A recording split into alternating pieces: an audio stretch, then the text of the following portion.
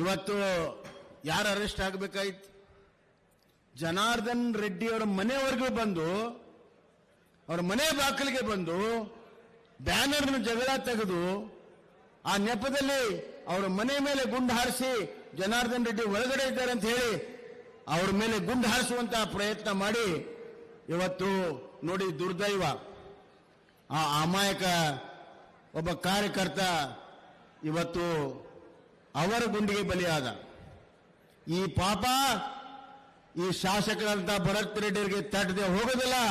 ಆ ಶಾಪ ಇವತ್ತು ಭರತ್ ರೆಡ್ಡಿ ಅವರಿಗೆ ಇವತ್ತು ಅವರ ಗತಿಯನ್ನ ಕಾಣಿಸುವುದು ಖಂಡಿತವಾಗಿ ಅನ್ನುವಂತ ಮಾತನ್ನ ನಾನು ಹೇಳಕ್ಕೆ ಇಚ್ಛೆಪಡ್ತೇನೆ.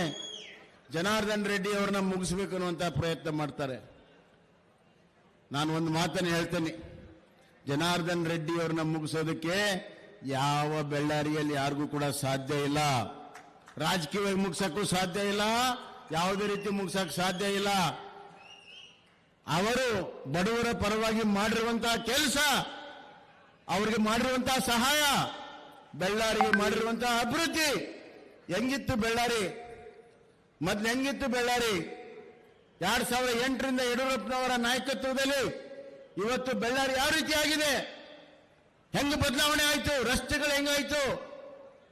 ಕುಡಿಯೋ ನೀರಿನ ಹೆಂಗಾಯ್ತು? ಯಾವ ರೀತಿ ಬದಲಾವಣೆ ಆಯ್ತು? ರಾಮುಲು ಅವರು ಮತ್ತು ಜನಾರ್ದನ್ ರೆಡ್ಡಿ ಅವರು ಮಂತ್ರಿ ಇದ್ದಾಗ ಯಾವ ಕೆಲಸ ಆಯ್ತು ಅನ್ನೋದು ಇವತ್ತು ಬೆಳ್ಳಾರಿ ಜನಕ್ಕೆ ಗೊತ್ತಿದೆ. ನಾನು ಹೆಚ್ಚಿಗೆ ಮಾತನಾಡದೆ ಇಷ್ಟೇ ಹೇಳ ಬಯಸ್ತೇನೆ, ಜನಾರ್ದನ್ ರೆಡ್ಡಿ ಅವ್ರನ್ನ ಇವತ್ತು ಯಾವ ಆಪಾದನೆ ಮಾಡಿ ಕೇಸಲ್ಲಿ ಹಾಕಿಸಿದ್ರಿ, ಅದರಲ್ಲಿ ಅತಿ ಹೆಚ್ಚು ಈ ಬೆಳ್ಳಾರಿಯ ಮೈನನ್ನ ಲೂಟಿ ಮಾಡಿರುವಂತಹದ್ದು ಕಾಂಗ್ರೆಸ್ನವರು. ಪ್ರಾರಂಭ ಮಾಡಿದ್ದೇ ಕಾಂಗ್ರೆಸ್ನವರು. ದೊಡ್ಡ ಇತಿಹಾಸ ಇದೆ. ಆದ್ರಿಂದ ಸುಳ್ಳು ಕೇಸುಗಳನ್ನು ಹಾಕಿಸುವಂತಹ ಪ್ರವೃತ್ತಿ ಅವತ್ತಿನಿಂದ ಇದೆ. ಏನಾಯ್ತು? ನಮ್ಮ ಯಡಿಯೂರಪ್ಪ ಸಾಹೇಬ್ರ ಮೇಲೆ ಒಂದು ಕೇಸ್ ಹಾಕಿಸಿದ್ರು, ಮೈನಿಂಗ್ ಅದಕ್ಕೆ ಸಂಬಂಧನೇ ಇಲ್ಲ. ಏನಾಯ್ತು? ಇವತ್ತು ಆ ಕೇಸನ್ನ ಹೈಕೋರ್ಟ್ ಅಲ್ಲಿ ಡಿಸ್ಮಿಸ್ ಮಾಡಿ ಚೀಮಾರಿಯನ್ನು ಹಾಕಿದ್ರು. ಸತ್ಯಕ್ಕೆ ಜಯ ಇದ್ದೇ ಇದೆ, ನ್ಯಾಯಕ್ಕೆ ಜಯ ಇದ್ದೇ ಇದೆ. ನೀವು ಸಿಐಡಿ ಇನ್ಕ್ವೈರಿಯನ್ನು ಮಾಡಿ ಮುಚ್ಚುವಂತ ಕೆಲಸವನ್ನ ನೀವು ಮಾಡಿದ್ರೆ ಸತ್ಯ ಹೊರಗೆ ಬಂದೇ ಬರ್ತದೆ. ನಾವು ನ್ಯಾಯದ ಬಾಗಿಲನ್ನ ತಡ್ತೇವೆ.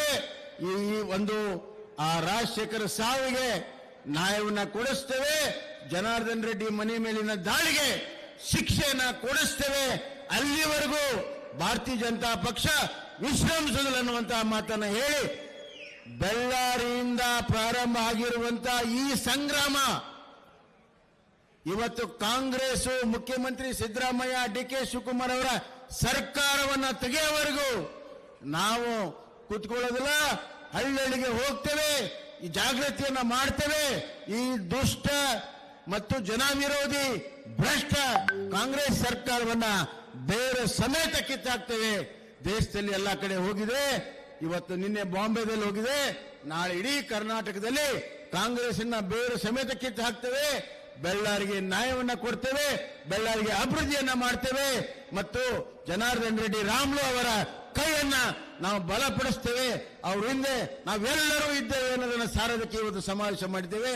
ತಾವೆಲ್ಲ ದೊಡ್ಡ ಸಂಖ್ಯೆಯಲ್ಲಿ ಬಂದಿದ್ದೀರಿ. ನಿಮಗೆ ಕೋಟಿ ಕೋಟಿ ನಮನವನ್ನು ಸಲ್ಲಿಸಿ ನನ್ನ ಮಾತನ್ನು ಮುಗಿಸ್ತೇನೆ. ಧನ್ಯವಾದ.